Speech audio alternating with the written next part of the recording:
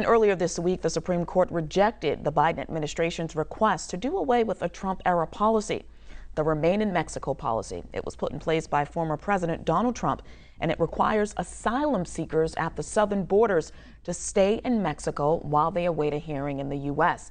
to determine their eligibility and their status. So, will President Biden be able to win this fight against a conservative Supreme Court?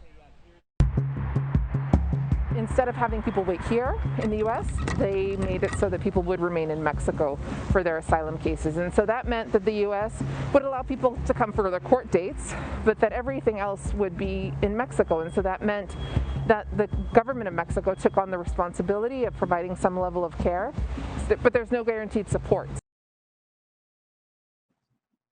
This all down, we have Vinoo Varghese, white-collar federal criminal defense and former prosecutor, also joined by Mark Davis, immigration attorney. Thank you both for joining us this afternoon to talk about the Supreme Court's decision. Now, that was Marissa Limon Garza. She's the deputy director of the nonprofit Hope Border Institute. It's in Mexico's on the U.S. or is it on Mexico or is it on the United States to provide access to health care or shelter for people seeking asylum while they're awaiting their cases to be heard? Attorney Vinoo, we'll start with you.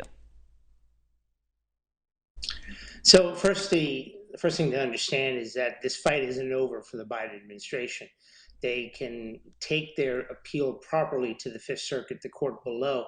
All the Supreme Court did was reject the Biden administration's request for a stay of the order. That sounds complicated, but basically the lower court judge, the trial judge and federal judge in Texas had said the Biden administration had tried to undo the Trump policy in an improper way. So the Biden administration sought a stay of that, and now they lost in the Fifth Circuit, they lost in the Supreme Court for the stay, but now they can actually, what we call in the law, argue the merits. So in terms of who it should be, I think it should be both. I think it should be a responsibility of both Mexico and the United States to provide the necessities for the people seeking asylum here. I mean, that's the United States controls most of, Mexico's in North America, but controls most of South America and Central America. And so they can work with Mexico to provide what's needed for these people. And they can then decide when they do it properly, rather than fighting it in court, they should figure out a way to do it properly, and then they could totally undo the Trump policy and move these people into America as the Biden administration wants to do. And I think ultimately they'll be fine if they do it in a proper way. All right, Attorney Davis, question for you. So what steps does the Biden administration need to take regarding the court's decision now?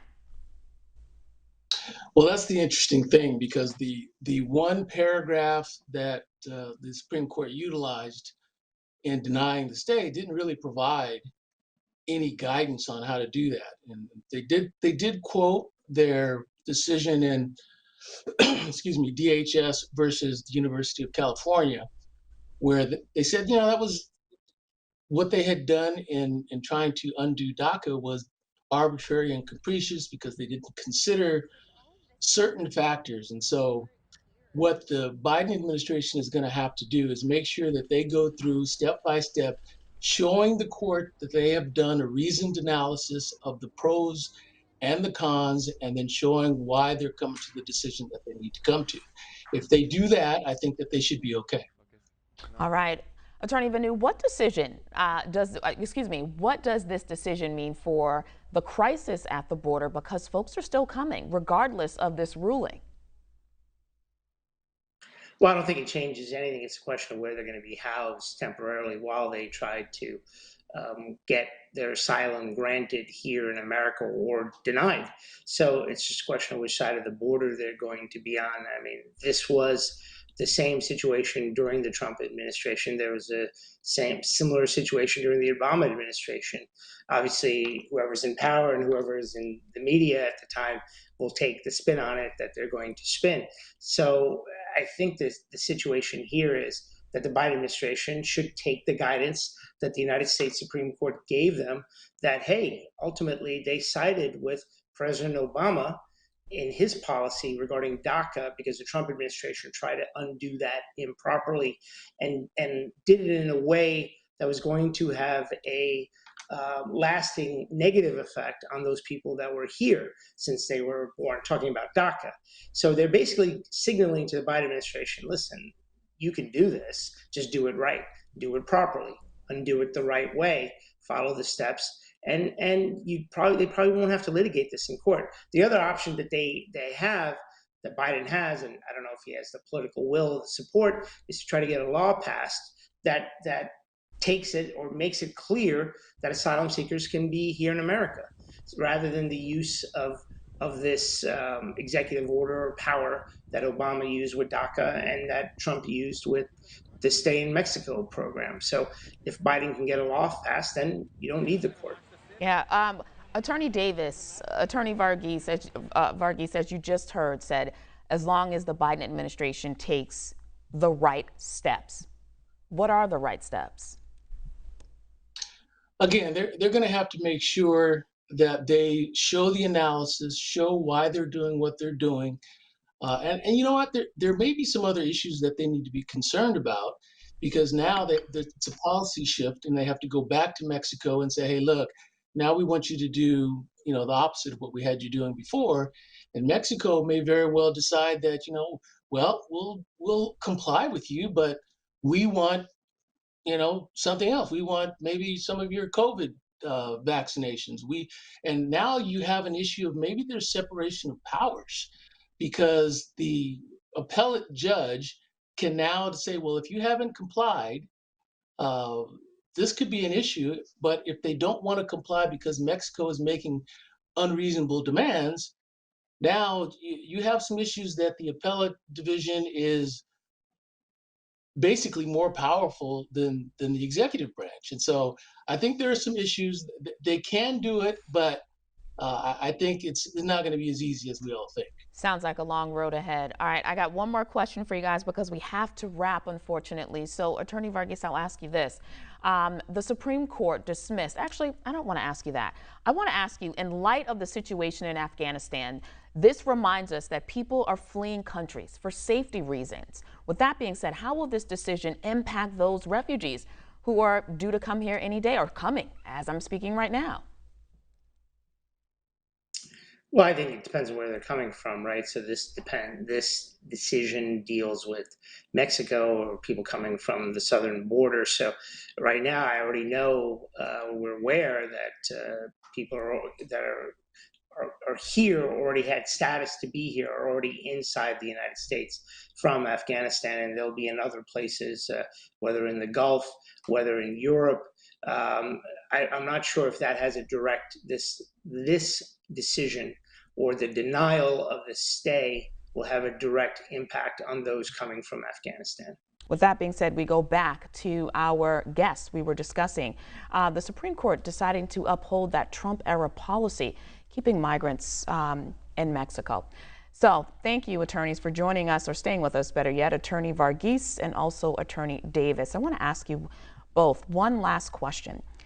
Attorney Varghese, the Supreme Court dismissed the case in June after a request from the Biden administration. Do you think they'll weigh in on this? They're going to try to figure out a way to get this right and do what they want to do with their foreign policy. And my colleague was talking about how a judge could dictate foreign policy and become more powerful. There's a separation of powers issue.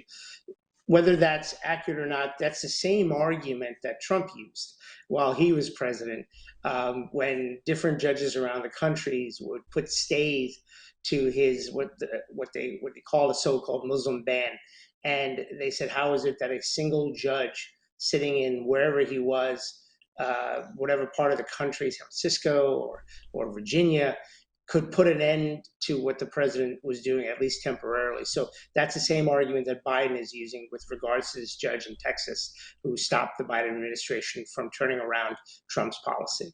All right, perfect. I'm glad you heard that answer. And my question, good answer. All right, so last question will be for you, Attorney Davis. Considering the U.S. is being viewed on the world stage, is not being viewed in a very good light. That's what one of our guests actually mentioned, a counterterrorism expert, Brian Boyd. Because of their handling of Afghanistan, how do you think this decision will impact foreign policy and our international relationships?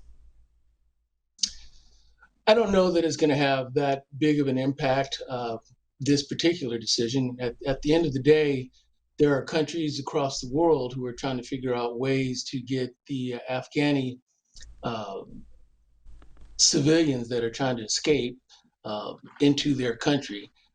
And certainly the pullout of our forces in Afghanistan was somewhat clunky, but there was never going to be an easy way to do that.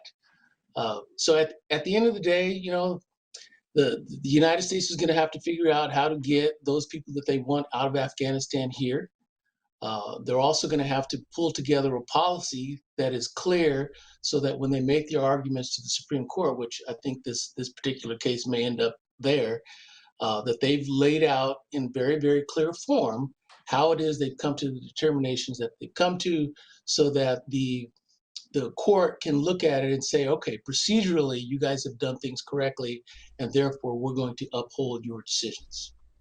All right, thank you, gentlemen. It seems the Biden administration has their hands full, to say the least, from the border crisis to the crisis unfolding right now in Afghanistan. Thank you both for joining us. And after the break, we'll take a look at other stories making headlines this morning. You're watching BNC Live.